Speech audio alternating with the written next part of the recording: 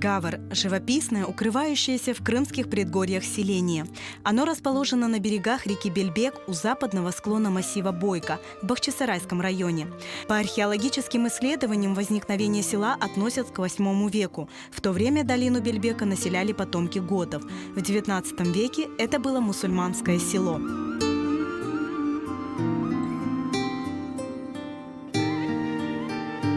Историей села Гавр после возвращения на родину стал заниматься историк Реза Уджанурадинов. Он обосновался здесь в 1988 году. Общаясь с выходцами из этих мест, он узнал, чем жило село и каким оно было до депортации. Bu koyun manası neden pida olğanını başladım kıdırmağa. Son Türk-Rus sözlüğün içinde tapıldı o söz. Gavr sözü. O tercümesi bir yerin tupu. Son bir yerin bir jar olğan yeri. Cenkten o gün men bunda doğan insanlarla laf ettim. Onlar tarif ettiler. Öyle.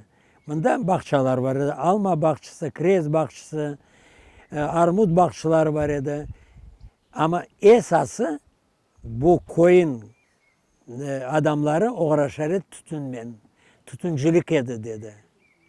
No bek az bazı yerlerde de saçarı, buğday saçarı, arpa, cılap o şeylerde saçarı. Река Бельбек условно делила село на две части и некогда была полноводной. На ней располагалась большая водяная мельница, которая использовалась по назначению вплоть до 90-х годов XX века. Evliya Çelebi'nin vergen malumatında 16. asırdan o gün bu özenin adı Kabartı idi. Son 16. asırdan son onun adı Belbek oldu. Kalk Boman hayvan baktı, padaların suvardı, tarla bakçaların suvardı. O vakit şimdi siz görgen gibi suva az geliyor. Çünkü bu yağmur suları bu.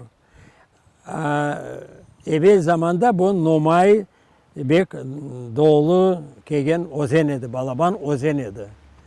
Çünkü bu ozenin suyu değirmenin tegerçikine aylandırırdı.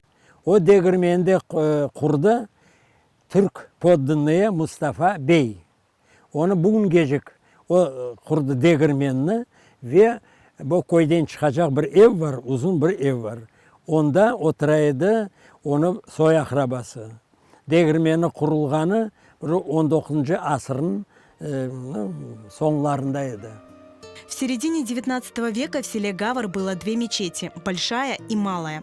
Большая соборная мечеть находилась на месте современного Дома культуры, который построили уже в послевоенное время. Balaban Cami o orta mahallede turgan cami. O kuruldu şu 18. asırlardaydı sonunda. Çünkü o eski camiydi. Da onun minareti uşamay bugünkü yapılan minaretlerge uşamay. O 4 köşe minaret. Etrafı mezarlık idi onu. Eski mezarlık. Onu yıktılar ne için? Çünkü medeniyet evini kurmak için. Medeniyet evi koyun ortasında olmak gerek. Camiden bir duvarı kaldı. Çünkü onun üstünde caminin pencereleri, resimleri durar.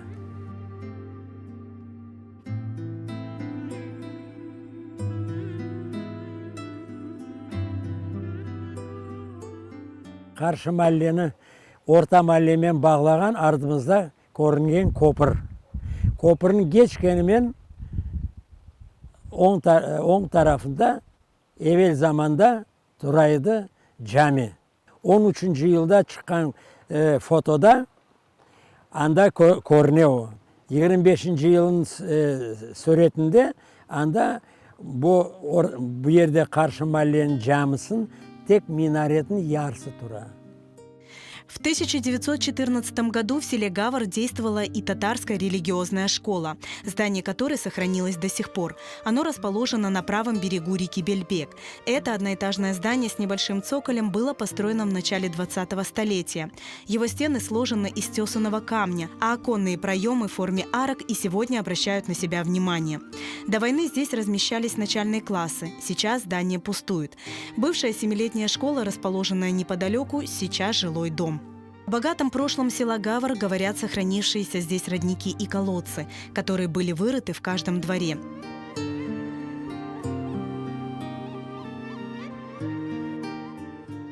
В селе до сих пор сохранилось немало старинных крымско-татарских домов, свидетелей многих событий.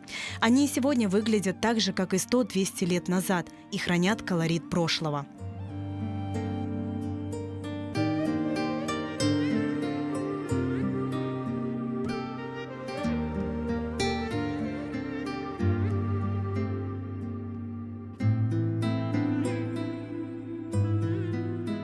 Сізбен beraber bu Tixaya sokağına vardık.